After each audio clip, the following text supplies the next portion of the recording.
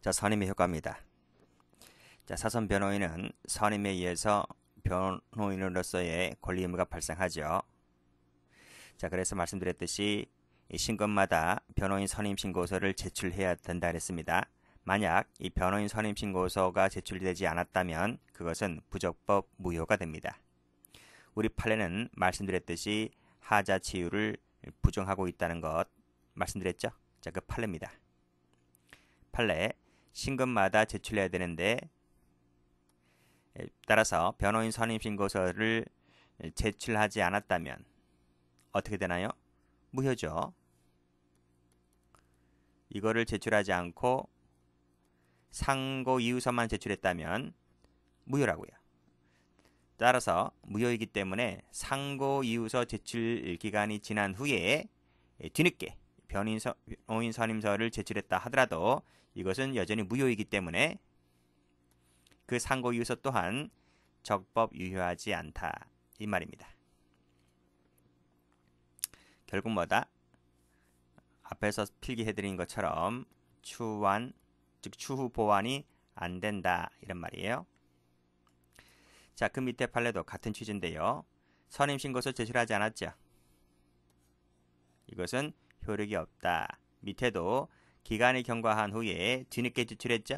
효력이 없다 이런 말입니다.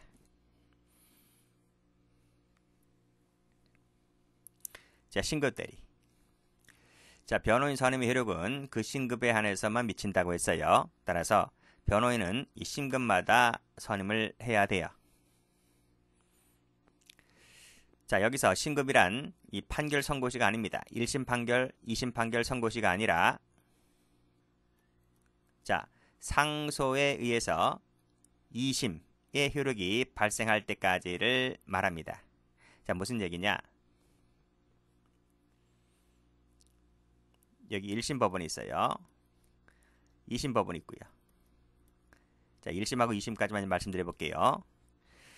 자, 1심에서 이제 여기 변호인이 있을 것 아닙니까? 그렇죠? 1심에 변호인 선임해 놨습니다. 변호인이 있을 텐데 1심에서 이제 판결이 선고된 거예요. 이렇게 판결이 선고가 됐다. 선고가 됐는데 불만족스럽습니다. 그래서 이 변호인이 어떻게 합니까? 이 변호인이 1심 법원에 항소장을 제출해요. 항소장. 2심에 제출하는 게 아니라 1심 법원에 항소장을 제출합니다. 제출을 하면 요 1심 법원이 요 항소장, 제출된 항소장과 이 사건 기록을 요 2심 법원에 송부를 합니다. 기록을 송부를 해요. 송부를 하면 이때 사건이 넘어가는 거예요. 즉 항소장과 사건 기록 일체를 넘기면 자 1심에서 2심으로 바뀌잖아요. 그러면 상소에 의해서 2심의 효력이 발생할 때까지 그치? 여기서 요 기록이 송부될 때까지 여기 만약에 도착을 했다. 도달했다. 그러면 자 이때 요때 요 변호인의 효력이 다 하는 거야. 변호인 효력은 여기까지야. 1심 법원의 사선 변호인 효력은 여기까지가 되고 그 이후부터는 새로운 변호인 선임계를 제출해야 됩니다. 새로운 변호인계를 제출하든지 아니면 이 종전 변호인이 잘한다. 그럼 종전 변호인에 관련된 선임계를 또 다시 제출하면 됩니다. 그래서 효력은 도달할 때까지 이때까지 효력이 미친다 이렇게 보시면 되겠습니다. 그래서 판결 선고시가 아니라 만약 판결 선고시로 본다면 판결이 끝나고 나서 상소나 항고를 제기할 때 그 다음부터는 나 홀로가 되잖아요. 변호인 아무도 없기 때문에 그때는 요 판결이 선고 나서 그 사건 기록이 넘어갈 때까지 이 부분은 나 홀로 솔로가 되기 때문에 그때까지가 아니라 솔로가 되면 안 되기 때문에 사건 기록을 넘겨질 때까지를 말한다 이렇게 보시면 되겠습니다. 자, 그래서 판례 보시면 자 1심에서만 다시 1심에서만 선임 신고서를 제출하고 여기 원심과 재항고심에는 여기서 원심은 이제 여기 1심이 있기 때문에 여기서 원심은 이제 2심을 말합니다. 대법원이 나온 거거든요. 그래서 여기 원심은 이제 대법원에서 봤을 때 원심은 이제 2심을 말하는 거예요. 자, 1심에서만 이 신고서가 제출되고요. 2심에서는 제출되지 않은 거예요. 그렇죠? 그랬다면 법정 기간 내에 변호인 선임 신고서 제출 없이 그 변호인 명의로 제출된 재항고장은 효력이 없다. 재항고 효력이 없다. 효력이 있으려면 2심에서도 요 재항고심 나와 있죠? 여기가. 원심과 재항고심이 2심이거든요. 2심에서도 제출돼야 되는데 1심만 제출되고 2심은 제출되지 않았기 때문에 따라서 2심에서는 선임 신고서가 제출되지 않았기 때문에 따라서 2심에서의 효력은 없다는 내용의 판례입니다.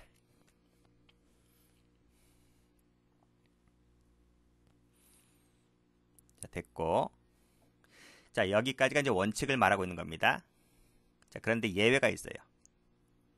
자, 예외 두 가지가 있는데, 자, 동그라미 2번. 공소 제기 전에 변호인 선임은, 요 공소 제기 전이라는 것이 이제 수사상이잖아요. 수사 단계에서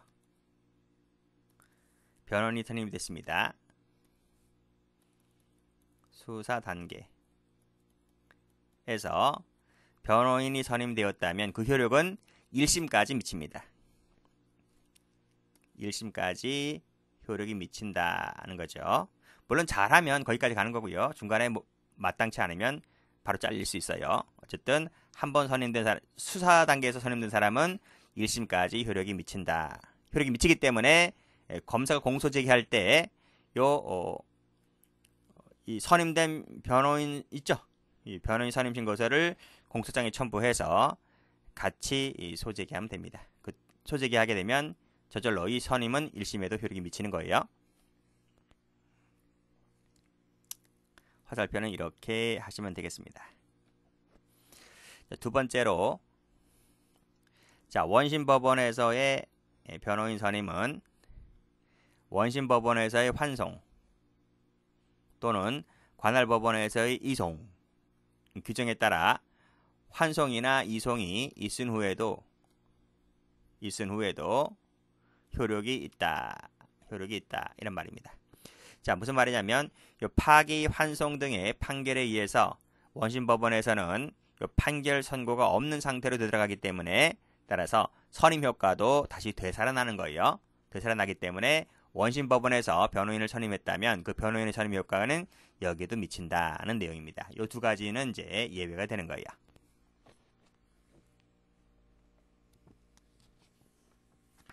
즉 관련 판례가 이겁니다. 환송 전의 원심은 자, 환송이 됐죠? 그러면 다시 되살아나는 겁니다. 그게 그 뜻입니다. 자, 다음. 자, 선임의 효력 범위. 자, 변호인은 사건 단위죠. 사건마다 변호인을 사는 거예요. 그래서 앞에서 말씀드렸듯이 이 각주에 나와 있듯이 사기죄라면 요 사건당 변호인 1,000만 원 이렇게 선임하면 되는 것이고 만약에 횡령죄가 또 다시 터졌다면 이 횡령죄에 대해서 서비스를 해주거나 아니면 돈을 더 달라 그러면 더 줘야 되는 겁니다. 사건 단위다. 사건 단위. 인 단위가 아니고 사건 단위이기 때문에 따라서 선임의 효력은 공소사실의 동일성이 인정되는 사건 전부에 미칩니다. 동일성이 인정되는 사건 전부에 미치기 때문에요. 이건 뒤에서 배우겠지만 따라서 검사가 공소장에 기재한 이 공소사실에 한해서만 미치는 게 아니에요. 동일성이 인정된 사건 전부에 미친다. 뒤에서 따로 설명드립니다. 사건 1분 됐고요. 그리고 병합심리 특혜도 말씀드렸고요. 자, 국선 변호인 갑니다. 자, 시험은 이 국선이 더 중요합니다. 사선은 내용도 몇 개 없지만 국선은 내용도 많고 판례도 많아요. 국선은요, 국가가 선임해준 변호인을 말합니다. 여기서 국가라고 하는 것은 이제 법원을 말하죠. 법원에 의해서 선정된 변호인을 말한다. 이 국선은 사선 변호인이 없을 때에만 보충적으로 보충적으로 선임되는 거예요. 사선이 있으면 사선 쓰면 되는 거고 국선이 만약에 먼저 선임됐고 나중에 피고인이 사선을 후에 선임을 했다면 국선 변호인은 취소가 됩니다. 왜 그럴까요? 보충적이니까. 그리고 아무래도 사선이 더 비싸죠. 자본주의입니다. 자본주의라서 비싸면 비싼 만큼 값어치를 해요.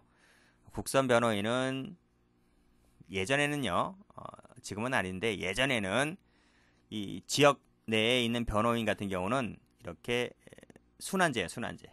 그래서 한 번씩 맡아요. 뭐 10건을 만약에 예를 들면 뭐 10건이든 20건이든 내가 사선 계약을 했다면 뭐 한두 건은 이제 국선이 들어오는데 여러분 입장 바꿔놓고 한번 생각해 보세요. 사선 사건을 맡으면 한 사건당 뭐 몇천만 원씩 받습니다, 최소. 근데 국선은 몇십만 원밖에 안 줘요. 몇십 배, 몇백 배를 더 받는단 말이죠, 사선 같은 경우는. 그러면 똑같은 시간을 쓰는데 국선은 몇십만 원도 안 된다니까요. 교통비도 안 나와요, 어떤 데는. 그러니까 사람 심리가 제대로 해주겠어요? 그치? 뭐 심지어는 뭐 사건 기록을 그 현장에 가서 피고인 얘기 들어보고 그때 뒤늦게 안단 말이죠. 그치? 뭐 설렁설렁 뭐 대충대충 성의 없이 하는 경우도 많고. 그러다 보니 아무래도 누가 피해봐요? 피고인이 피해보는 거죠. 그러다 보니 이제 안 되겠다 이거. 안 되겠다. 이거 이렇게 해서는 안 되겠다 싶어서 이제는 이 국선 변호인 전담 변호사 제도가 생겼습니다. 그 국선 변호인 오로지 그 변호인은 국선만 맡습니다.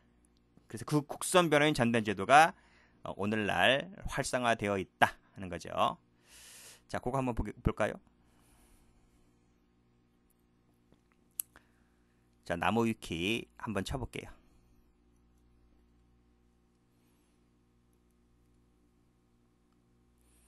자, 국선 전담 변호사라고 되어 있고, 자, 여기 보면 기간을 정해서 관할 구역 안에 사무소를 둔 변호사 중에서 국선을 전담하는 변호사를 지정할 수 있다는 규칙에 따라서 운영되고 있는데 2006년 3월부터 시행되고 있습니다. 보통 이제 2년 기간인데요. 이제 얼마를 받느냐면 여기 보시면 한 800 정도 받는다래요. 800 뭐 적게는 뭐 600 뭐 이 정도 나오는데 뭐 운영되겠습니까? 이 정도. 그래도 일감은 떨어지지 않잖아요. 국가에서 매일마다 사건을 물어다 주기 때문에요. 뭐 일감은 떨어지지 않겠지만 이거 갖고는 택도 없잖아요. 뭐 변호사 사무실 운영하고 뭐 하다 보면 월 800 정도는요. 경찰 공무원 경찰 순경도 뭐 3, 400은 이상 받지 않나요? 계급 높은 경감, 경위 정도만 하더라도 6, 700은 받는데 그리고 공무원 같은 경우는 나중에 연금 퇴직금이 나오잖아요. 근데 이 국선 같은 경우는 뭐 연금 퇴직금 누가 줍니까? 그냥 월 800 정도, 많아야 800인 것이고 그래도 이거 하겠다는 사람이 난립니다. 난리고. 근데 왜 이걸 할까? 사선하면 안 되나? 사선도 하겠지. 근데 전담이죠, 전담 변호인입니다. 근데 이걸 하는 이유가 있어요. 왜 그러냐면 뭐 사회적 시선 뭐 다 필요 없고 이걸 왜 서로 하려 그러냐면 2009년도 이후에 법학 전문 대학원 제도가 도입되었다. 로스쿨 제도가 시행됐다는 겁니다. 그래서 로스쿨 제도 때문에 지금은 예전에는 사법시험 제도였을 때는 바로 이제 법관으로 임명됐잖아요. 근데 지금은 그렇게 안 돼요. 이 로스쿨 제도 때문에 지금은 로스쿨을 수료하고 5년이 지나야 돼. 법조 경력 5년이 지나야 이제 법관으로 임명되는 제도로 바뀌었습니다. 그래서 그 5년 동안 뭐 한다? 5년 동안 경력을 이 국선 전담 변호를 맡으면서 5년 그 기간을 채우는 거야. 채워서 나중에 법관으로 임용되면 되죠. 그렇죠? 임관되면 됩니다. 그 경쟁률이 치열하다는 거예요. 그래서 여기서 보시면 사법부의 여기 법조 일원화 정책으로 인해서 판사 임용에 법조 경력이 필요하게 되었는데 지금은 5년입니다. 이 5년을 어떻게든 채워야 돼요. 그래서 나중에 법관으로 갈 수가 있는데 이게 뭐 지원자가 장난 아니다는 거죠. 그래서 많은 사람들이 여기에 지원하고 있다. 것, 뭐 등등입니다. 관심 나시는 분들은 뭐 한번 클릭해서 자세히 보시면 되겠습니다. 어쨌든 국선이든 사선이든 권한에는 차이가 없어요.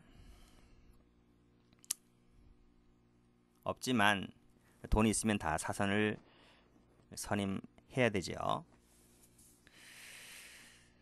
자, 법원에 의해서 선정된 사람이다. 수사기관이 아니죠. 수사기관에 선정된 자는 아니고 법원에 의해서 선정된 자를 말하는데 누구를 대상으로? 피고인입니다. 피고인. 피고인이지 피의자는 아니죠. 피의자는 대상이 아닌데 되는 수가 있어.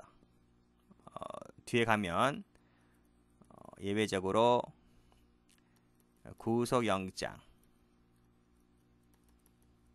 실질심사, 그리고 구속적부심, 이 두 가지 같은 경우는 판사가 개입을 합니다. 판사가 개입을 하기 때문에 그때 이 두 가지 경우에 있어서는 국선이 필요한 경우도 있다 이겁니다. 그 외에는 전부 다 피고인에게 를 대상으로 국선 제도가 운영되고 있다 이렇게 보시면 되겠습니다. 근거는 헌법에 나와 있다는 것 정리해 두시고, 말씀드렸듯이 사선 제도를 보충하는 역할을 한다. 그래서 사선이 선임되면 국선은 필요가 없다는 거죠. 판례봅니다. 자, 헌법에는요 변호인 조력을 받을 권리를 보장하고 있는데, 이때 조력이라 하는 것은 충분한 조력을 말합니다. 충분한 조력이라 하는 것은 단순히 국선을 선정해 주는데 그쳐서는 안 되죠. 안 돼요. 말씀드렸듯이 국선이 아주 저렴하잖아요. 그치? 저렴하기 때문에 잘 안 해줘요. 게을러진단 말이죠. 형식적인 경우도 많고요. 그런 거 말고 실질적 조력을 말합니다. 진짜 사선처럼 해주라는 거예요.